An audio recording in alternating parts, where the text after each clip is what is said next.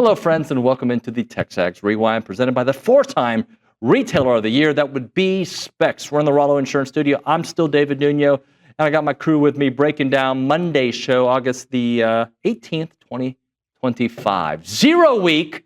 Reese, what was your favorite part of the program? I'll go with our tap dancing ability once again. We had a few segments we had to tap dance with. I thought we did. I don't think there was tap. That was my plan always, that segment, to talk about stuff on the air. Well, that segment. Nick, what was your favorite part of the show? I'm going to go Olin Buchanan was my favorite part of the show Deep today. voice Olin? Oh, yeah. I like to make it weird, but yes. I just said deep I enjoy voice his Olin. deeper voice. I didn't say deep anything else. I said deep voice Olin. What else made the rewind today? Alan Weddell, of course, former Texas A&M linebacker coach. He was great. Brandon Marcello of CBS Sports. And your conversation with Reese about should there be a qualifier or qualifiers for college football playoff teams in the future? I made the We'll rewind. See. Yeah. You do every day when you're in the social center, Reese. Well, actually, part of the rewind. Actually, I'm going to take it out now. Yeah, I would take it out too. Take out the rewind. I think A&M immediately got better the day he said he was coming here. And the receiver position is a position of some concern. Well, that guy right there will ease a lot of the concern. He also added 356 rushing yards on 60 carries for 2 scores in his time there. Ranked as the number 5 wide receiver in the transfer portal, according to On3, and the 9th overall portal player. I was watching some of the games from NC State because I wanted to get a better idea what he was. This was a couple of weeks ago, man. The slant, he's just lethal on it. He just has that ability to get in front of people, make that slant and then run away. I think that's going to be a heck of a combination with him and Marcello.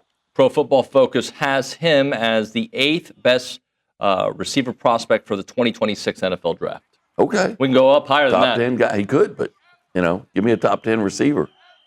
But really, the reason he would be top 5 regardless of the need, but he is definitely top 5 because he provides a need. And A&M needs versatility. They need some speed. They need somebody to be able to get separation, and he provides a lot of that. Well, he brings an explosive element to the offense that maybe wasn't there last year. Did they have some explosive plays? Yeah, they did. And a lot of times it was because, not all, but a lot of times it was because, quite frankly, defenders just missed tackles. Right. But this is a guy that can just catch the ball and do great things with it, kind of like Anaya Smith.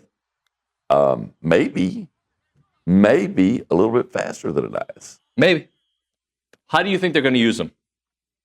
In a variety of ways. I think I wouldn't be surprised if you see him on jet sweeps, probably in the slot, but you can put him out wide if you need to. You mentioned the linebackers. I thought that the linebackers very often were average last year. I'll give you that. But I also thought they were best when Torian and Scooby were playing together. That's exactly right. I'm excited about those two guys. And I think your linebackers are only as good as the people in front of them, type stuff. And if you didn't get production or the defensive linemen didn't do their job and defensive linemen didn't keep the people off of them, those 350-pounders on those 220-pound linebackers is not a very good matchup type stuff. You can't run when you do that. So I think we're going to be better. I like their leadership of those two kids. Well, I like a healthy Scooby Williams. I think makes a difference. I think it makes he's an athlete. Yeah, and Torian's a great leader, and it's experience to play, and we'll play better around him. We were talking before the segment about the defensive line and the production last year not being what it should have been. One of the things Jay Bateman said, and I believe Coach Elko also said, was they weren't able to do some of the things that they wanted to do aggressively with the defensive line because of some of the back-end issues. So, considering it's a new defensive line, considering they think they fixed the back end, how more aggressive can they be on the defensive line? That's kind of 6 one way, halfway, half dozen the other. Is it the back end or is it the front end type stuff? You know?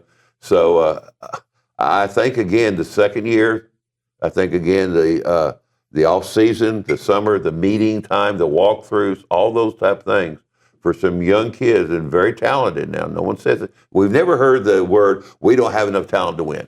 Right. We hadn't heard that for years. And with NIL and with the portal, you should not ever hear that again with Texas A&M. We should be one of those type of teams. but you just got to get over the hump. And winning produces winning. Confidence produces confidence. And if we can get early success, I think Notre Dame is a big key game from a mental aspect. I think we can go in there. I think we are as talented as they are. And I really think we can go in, surprise them, find a way to win it in the fourth quarter, and that will be a springboard to the rest of the season. When there's 5 games this year that we have to compete in and have to win most of. Yep. And then one more thing on this. This isn't a new idea either. This came up in the SEC spring meetings. And there's a reason why it wasn't thrown out formally and pitched. It wasn't getting traction. So in a lot of ways, I think this, but also the people I've spoken to, and this is what has steered my thinking on it, because they're the ones who know. They believe that this is a negotiation tactic by the Big Ten to get everybody on board with their 16-team idea with 4 automatic qualifiers for itself and the SEC. Again, it's taking a page completely out of the book of business negotiations. Give them one extreme if they're not agreeing with what you want, and then get them down back to what you really, really want, which is that 16-team format with multiple automatic qualifiers. This is fascinating. And when does that story come out later on today? Yeah, it should be out. I turned it into my editor about 30 minutes ago. Okay. Brandon, before I let you go, last time we spoke, you felt pretty good about the direction of Texas A&M. Interestingly, I feel like all of us in the media, as SEC Media Days and Big Ten Media Days start happening, we start really formulating almost not new opinions, but strengthening certain opinions. So since then to now, where are you on A&M? Are you stronger on them? Are you still thinking, where are you? Still strong. Here are my concerns, just based off talking to people around A&M. Defensive tackle, the middle of the defense, I'm a little bit concerned about after hearing about things happening in practice. The interior of the offensive line looks really good from what I'm hearing, which is going to be great for Moss, be able to run the ball as great as he does anyway. And Marcello Reed developing as a passer, it's always been a big thing. That offense is going to be more explosive this year. That's my belief. That's what I believe. But I'm starting to get a little bit concerned about the middle of the defense. We won't know until we know, right? Until we actually get in games or whatever. But from what I'm hearing, that's like my one thing I went, wasn't quite expecting to hear as negative things about the defensive tackle, middle of the defense situation. But the offense certainly looks like it's going to be more explosive. And I think the receiver core is especially underrated just because of what they added and then the emergence of Bethel Roman. From what I'm hearing, the reports out of there, that's a very nice development for that offense. We had a texter texting in about the college football playoff format discussion we had earlier, saying you need to have at least 9 wins to be eligible for the college football playoff and at least 1 ranked win. And I asked you, is the ranked win when you play them or at the end of the year? So I'm a believer that a ranking is a moment in time. Mm-hmm. So if you beat top 10 LSU, at that time, that's who they are, and that to me holds weight for the whole season. Now, I say that to you, when Texas beat Michigan last year, Michigan to me was not they were not the Michigan team that the rankings said they were. They finished the season as that team. I think they finished the season winning 2 major games, right? Yeah. But so I almost feel like your first month rankings, I'm putting all these qualifiers in there. Okay. Your first month rankings don't matter. October 1st on, your ranking matters. So A&M beat LSU last year in October.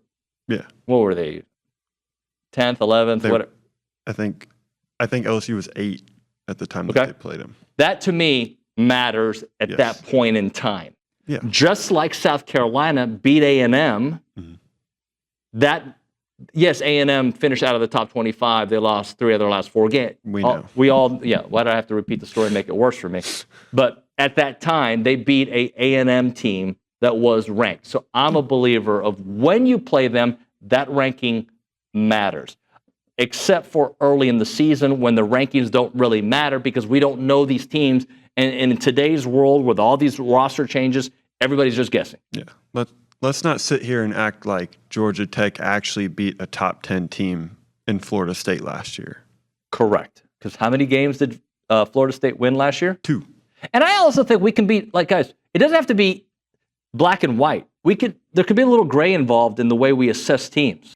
My favorite part of the show was when Caden started talking to me on the air like we weren't on the air. It was just having a conversation with me.